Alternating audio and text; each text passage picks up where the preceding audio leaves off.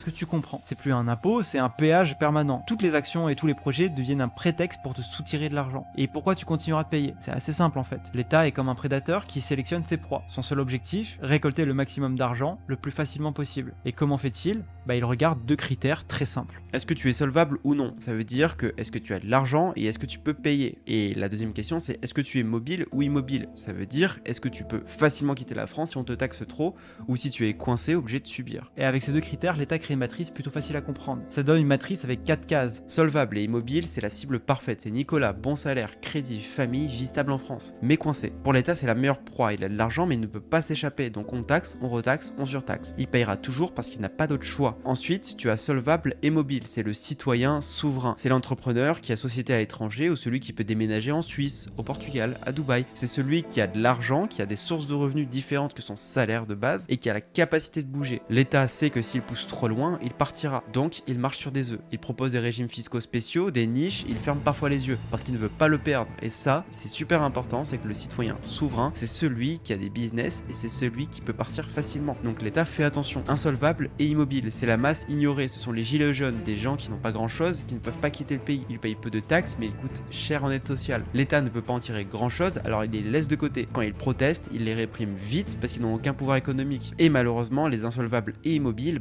c'est aussi ceux qui vont subir de plein fouet les baisses des retraites, les baisses des aides sociales aussi, parce qu'au bout d'un moment, aujourd'hui, on a beaucoup d'aides sociales, mais ça va partir. Et ensuite, il y a les insolvables et mobiles. C'est ceux qu'on va dire qu'on expulse. Et là, tu as plusieurs catégories entre les gens du voyage, certains qui sont marginaux, ou même les étrangers, ou ceux qui sont sous OQTF. Il n'y a pas grand chose à donner, ils sont difficiles à contrôler, pas de patrimoine fixe, pas de revenus stables, parfois pas de papier. Donc pour l'État, ça vaut même pas la peine d'investir trop d'énergie. Impossible de taxer, compliqué de les retenir, alors il laisse filer, ou expulse quand c'est possible. C'est aussi pour ça d'ailleurs que même les OQTF ne partent pas trop du territoire, c'est que ça coûte de l'argent de faire partir quelqu'un. Ça coûte de l'argent, des frais, etc. Et vu qu'ils ne peuvent pas récupérer grand chose, est-ce qu'ils ont intérêt à le faire? Et voilà comment l'État choisit ceux qui vont payer. Il ne s'acharne pas sur ceux qui n'ont rien. Il ne prend pas le risque de perdre ceux qui peuvent partir. Il cible uniquement les solvables immobiles. Nicolas, toi, la classe moyenne, stable, car vous êtes coincé. Cette matrice est la vérité brutale du système fiscal français. Et l'État sait parfaitement comment choisir ces personnes. Si aujourd'hui tu te sens pressé, étouffé, coincé fiscalement, c'est que l'État t'a volontairement placé dans cette catégorie. Nicolas, comme toi, n'est pas un citoyen libre, c'est une ressource fiscale, un portefeuille sur 2 jambes. Et tant qu'il reste en France, tant qu'il joue le jeu et qu'il respecte les règles, l'État sait qu'il pourra tondre encore et encore. Nicolas n'est pas le seul à suffoquer. Il fait partie d'une majorité silencieuse qui n'explose pas dans la rue,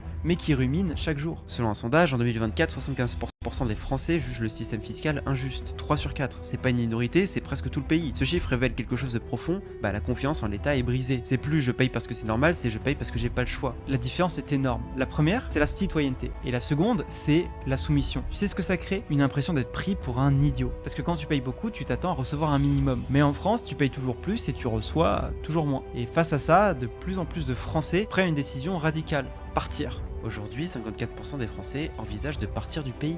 Un Français sur 2. 1 sur 2. C'est colossal.